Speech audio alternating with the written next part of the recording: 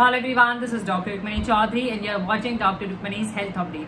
My today's topic is lymphadenopathy, or we call it like swollen lymph nodes. So in today's video, I'll be talking about everything like what are lymph nodes and why they swollen up, what are the causes behind their swelling and why this happen, who are at higher risk, causes, infectious causes, non-infectious causes, diagnostic criteria, required test, best effective homeopathy medicine and allopathic mode of treatment. To watch complete video for complete information. If you're watching first time, please like, share, subscribe my bell icon to get notified. So let's begin. What are lymph nodes first? Let's start with the lymph node first. Lymph nodes are also called like lymph gland. They are small in size and they usually protect us. They are the safeguard. They usually filter the lymph, and the lymph, that is clear fluid and that carries white blood cells, WBCs we call them, like phagocytes. So they usually protect. They are the part of immune system, defensive system. So and their basic function is to remove the dead cells from the lymph, means to clear the lymphatic system. These are the part of the lymphatic system. Lymphatic channels, they are like blood vessels. Like blood vessels carries the blood. Similarly, lymphatic vessels, lymphatic channels, they carry the lymph and that is clear fluid. What causes them to swollen up and why they swollen up? So is it normal that your lymph node is enlarged? Completely normal.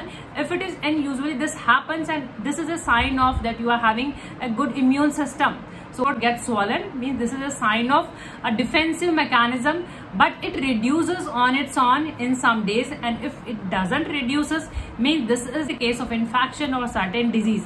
So in this case, medical attention is required. Otherwise, they reduce on its own and no medical attention. Causes behind them, what causes them? So these are divided like infectious, there are certain infection, and non-infectious, there are certain diseases. So in infection, we have respiratory tract infection can be there, upper respiratory tract infection can be there, cold, coryza, having sinuses, ear infection, tooth infection, tonsillitis. These infection can lead to swollen lymph nodes. Lymph node can get swollen. So these are the infection and certain STDs like sexually transmitted disease, and I have already uploaded videos on STIs, sexually transmitted infection, sexually transmitted disease, and the common one is like syphilis and gonorrhea. So if you're having these disease, your lymph node can get swollen up. And in infectious cases, there are certain disease like it can be a cancer. You might be knowing the cancer in the later stage, that is known as the metastasis, means spreading of the cancer from one part to the other part. So lymphatic channels plays a role. So swollen lymph node in the later stage of cancer, you might get your lymph node swollen up in case of cancer. And the disease, there are immune disorders like lupus and rheumatoid arthritis. These are the disorder in which you can get your swollen lymph node. Even stress can lead to the swollen lymph node, and you are having certain medication cause lymph node to swollen up. And lymphoma, Hodgkin's lymphoma, non-Hodgkin's lymphoma, these are the conditions that about where they are located and their basic locations. They are located in your neck, it is called like cervical lymph node, and they are located in arms, then they are called axillary lymph node in medical term, and in groin area they are called inguinal.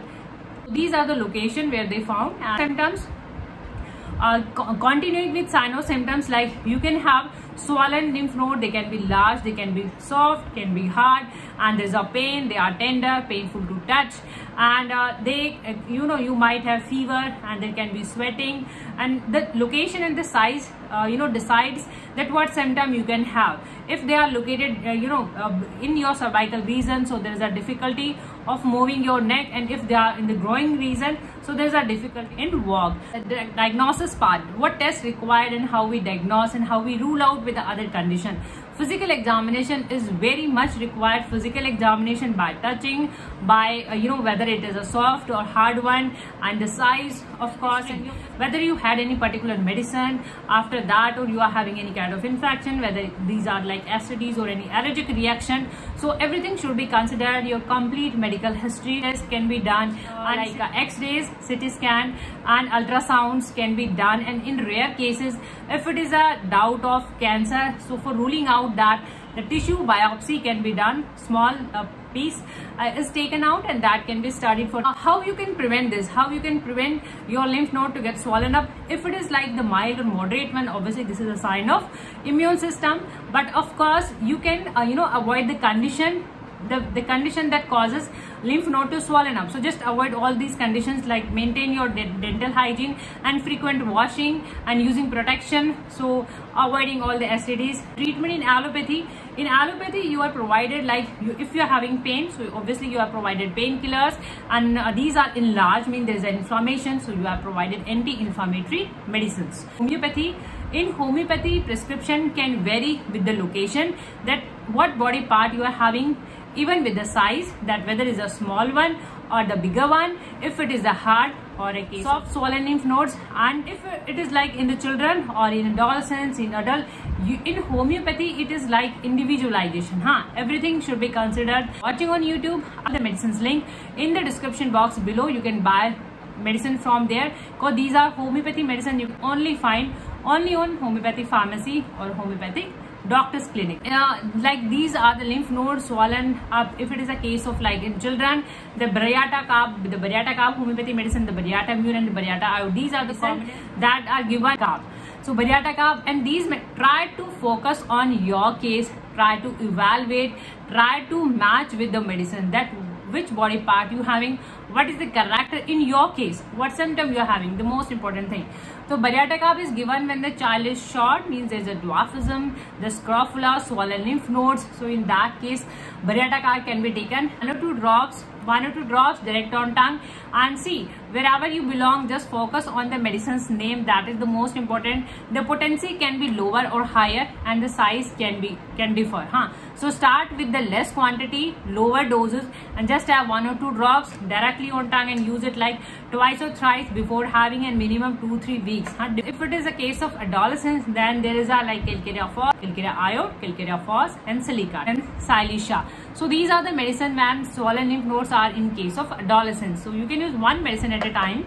Silicea is used frequently, so take 1 or 2 drops direct on tongue orally, and use one medicine at a time, and try to match your case with the medicine. There is a Barbaris and Hydrastis. Tonsillitis, then there is a Muxol medicine. Muxol is given in cases of tonsillitis. Wise, we have medicines like if you are having cystis and euphobia is given when you have cervical lymph node, swelling of cervical lymph node. This is a case of like inguinal lymph node swelling, inguinal lymph adenopathy. So just take Clematis recta, same way 1 or 2 drops direct on tongue orally before having your meal. Axillary means you are having swollen lymph nodes in your axilla arms, then the medicine is like Zugulin, in size or bigger in size.